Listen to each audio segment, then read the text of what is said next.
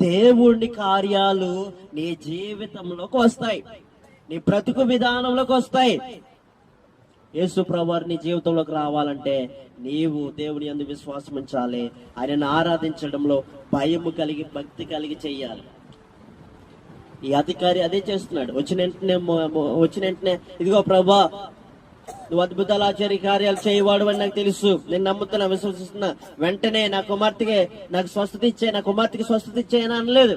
వచ్చి మొట్టమొదటిగా ఆయన దేవుని గుణ లక్షణాలను ఎరిగి ఆయన భయపడుతున్నాడు. బాధ్యత కలిగి, భయము కలిగి, ఆయనకు మొక్కి ఆరాధించి విధేయత చూపి అప్పుడు తన ప్రార్థన రిక్వెస్ట్ ని తెలియజేస్తున్నాడు. దేవుని మందిరానికి వచ్చిన మనము ఏలాపాలంగా వచ్చిన వెంటనే మన అవసరాల అక్కర్లో చెప్పకుండా మొట్టమొదటిగా మనలను మనము పరిశుద్ధపరచుకుని దేవుణ్ణి గణపరుస్తూ, దేవుని స్తుతిస్తూ, తర్వాత మన అవసరాలు మనం తెలియజేసే వారిగా ఉండాలి. దేవునికి